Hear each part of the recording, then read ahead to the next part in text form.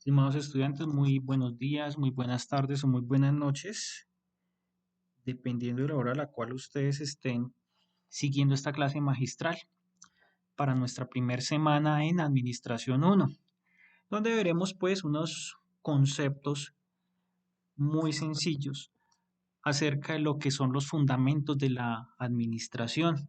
Y nos vamos a enfocar primero en analizar un poquito esas teorías que fundamentan a la administración hoy en día, que forjan o forjaron mejor los principios de lo que hemos conocido hasta hoy en cuanto a administración de empresas, administración o dirección de proyectos. Primero que todo, es importante definir qué es administración. Entonces, definiciones ustedes encontrarán muchísimas en la literatura. Habrá muchos conceptos que tienen que aportarle a la definición de lo que es administración. ¿Por qué hay muchos conceptos? Porque la administración no es exclusiva de un área del conocimiento como tal. La administración no es exclusiva de la ingeniería civil, que es la que nos atañe en este momento. La administración también está involucrada en procesos en otras áreas como la medicina, como el derecho, por supuesto, la administración de empresas como tal, entre otras áreas de conocimiento. Entonces, a partir de ahí tenemos que empezar a crear nuestra propia definición de administración, pues teniendo en cuenta los conceptos que se han manejado a lo largo del tiempo. Dentro de esos conceptos que se manejan a lo largo del tiempo está esta muy buena definición de el profesor Suárez, en el cual nos dice que la administración es una integración dinámica y óptima de funciones, en las cuales se incluye la planificación, la organización, la dirección y control de los procesos, cuyo objetivo pues será alcanzar un objetivo en grupo, ¿cierto? Que la empresa logre generar valor a sí misma y por supuesto tener un mejor estatus dentro del mercado en el cual esté actuando.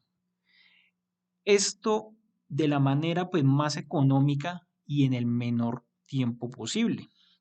Entonces hay unos parámetros importantes en esta definición, lo que es la planeación, la organización, la dirección y control, porque son los ejes principales de esta actividad llamada administración. Otros autores consideran la administración como un proceso meramente planificativo dentro de los procesos o actividades que puedan ejecutarse dentro de una empresa u organización. Para nosotros, para nosotros los ingenieros civiles que manejamos proyectos, pues la administración se va a enfocar en cuatro ejes principales que mencionamos anteriormente. Entonces, el administrador o la administración de obras civiles se va a enfocar en la planificación de proyectos, en la organización interna de la empresa, en la dirección o, sí, digamos, en la dirección de esos procesos y finalmente en el control. O sea, cómo estamos haciendo nuestras actividades al interior de los proyectos o al interior incluso de la misma organización. Entonces, la administración que vamos a trabajar en este curso, pues se enfocará en esos cuatro ejes: planificación, organización, dirección y control. Pero se preguntarán ustedes, entonces, ¿qué es lo que significa cada uno de esos ejes? Entonces, vamos a hablar primero de qué es la planificación. Entonces, cuando usted planifica, usted lo que está haciendo es idear, se está imaginando o se está proyectando hacia el futuro sobre cómo podría usted realizar un trabajo, cómo puede usted realizar un proyecto. Entonces, cuando usted planifica, usted se imagina un horizonte de tiempo y se va hacia allá, hacia adelante, para organizar sus ideas, sus planteamientos en cuanto al desarrollo de sus proyectos. Y usted va a decir en ese trabajo de planificación cómo podría ejecutarlo, cómo lo va a gestionar, cómo lo va a controlar, cuáles son los objetivos o las metas que se van a cumplir cuando se desarrolle o se materialice ese proyecto. Eso es lo que implica la planeación. proyección a futuro. El otro eje en el cual nos vamos a basar es en la organización. Cuando hablamos de la organización estamos diciendo con quién vamos a realizar ese trabajo para poder cumplir esas metas.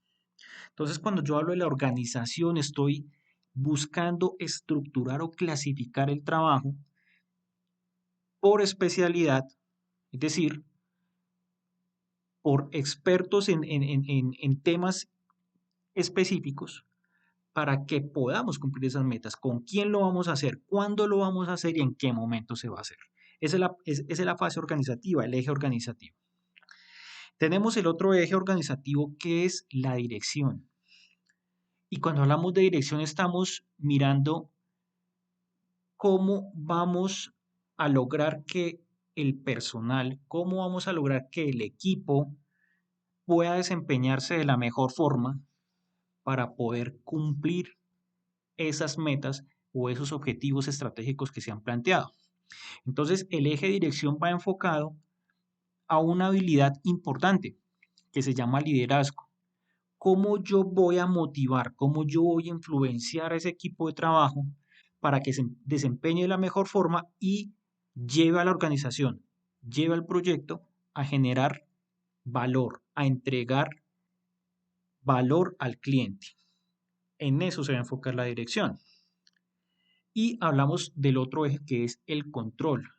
Cuando estamos hablando de control, estamos hablando de verificar, inspeccionar, de estar ahí pendientes del proceso para que mediante unas listas de chequeo, mediante unas herramientas que me permitan verificar que los requisitos se están cumpliendo.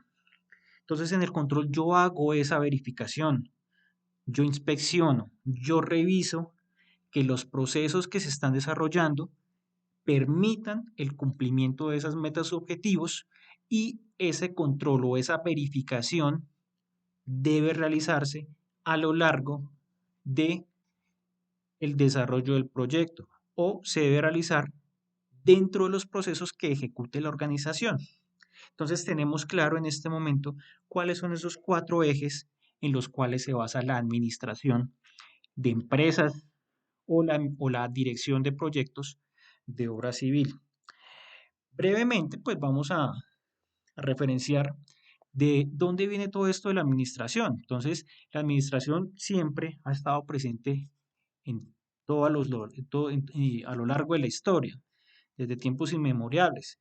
¿Por qué se dice? Porque en la antigüedad, pues, las civilizaciones o los, digámoslos así, las tribus siempre se organizaron en gobiernos.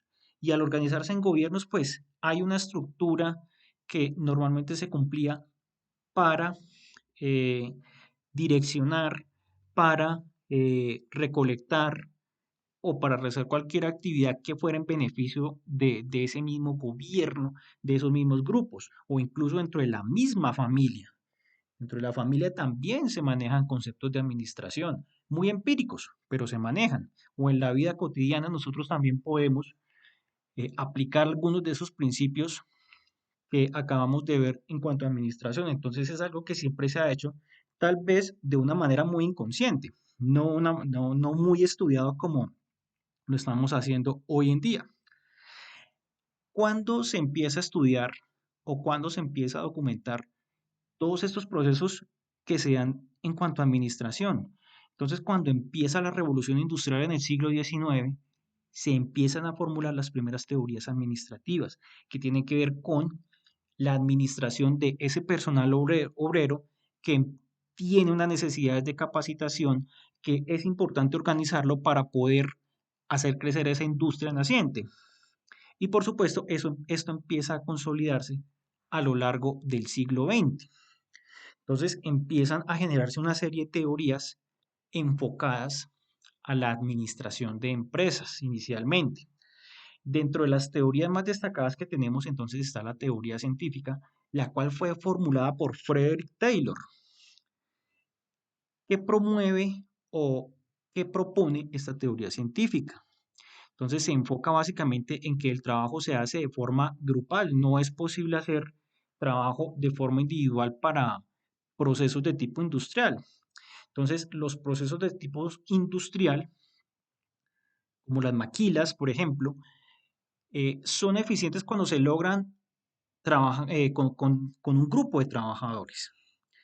¿Qué es lo que se busca con esa teoría? Aumentar la eficiencia, aumentar la productividad. ¿Qué es lo que propone la teoría científica? Estudiar tiempos y movimientos del personal. Entonces, dése cuenta que esta teoría científica está muy enfocada a la parte de producción, básicamente. Entonces, todo originado, como les mencionaba, en la revolución industrial. Aparece también otras teorías como la teoría clásica, formulada por Henry Fayol, en la cual hay un enfoque más gerencial, es decir, más de la parte de organización, no tanto la parte productiva. Entonces hablamos de delegar trabajo, hablamos de el mercadeo en parte, en donde buscamos adicionalmente, como estamos hablando de la parte directiva, la parte gerencial, concientizar a esos gerentes, a esos administradores, sobre los problemas que se pueden dar durante la ejecución de esos procesos, durante la realización de muchas actividades. Entonces, Fayol va a formular unos principios, los cuales veremos más adelante en otras semanas, y que a pesar de la, digamos, de la situación de pandemia hoy en día, aún se mantienen vigentes. Sin embargo, con el tema de la pandemia, pues muchas de estas teorías tendrán que reformularse o podrían llegar a desaparecer. También tenemos la teoría de la ciencia del comportamiento. Entonces, busca hacer mucho más eficiente la teoría clásica. Busca humanizar mucho más o hacer mucho más estrecha la relación entre la dirección y la parte operativa, gerente-trabajador. Entonces, ¿qué se busca con la ciencia del comportamiento? Motivar a los trabajadores, hacerlos sentir importantes, direccionarlos de una forma adecuada mediante buenas técnicas de liderazgo, en donde al trabajador se le considera persona, donde se considera que su ambiente mejora o motiva un mejor trabajo, entonces se promueven las relaciones interpersonales sanas y obviamente la resolución de conflictos que se dan pues dentro de los procesos del trabajo. También tenemos la teoría empírica. Entonces, ¿qué dice la teoría empírica? Que las habilidades gerenciales se adquieren mirando lo que otros gerentes hacen, lo que otros pares han adquirido con lo largo del tiempo. Digamos que esto probablemente puede ser cierto siempre y cuando estemos hablando del mismo gremio, aunque no podemos decir que esto sea 100% exitoso porque las capacidades administrativas también involucran unos aspectos personales muy propios de los gerentes. Entonces, esto puede no ser muy cierto. Hablamos también de la teoría comportamental. Entonces, la relación que hay entre la persona y su puesto de trabajo.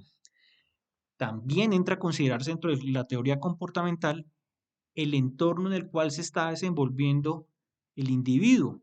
Y esto pues es el fundamento de lo que es la psicología organizacional que tanto se maneja dentro de las organizaciones hoy en día.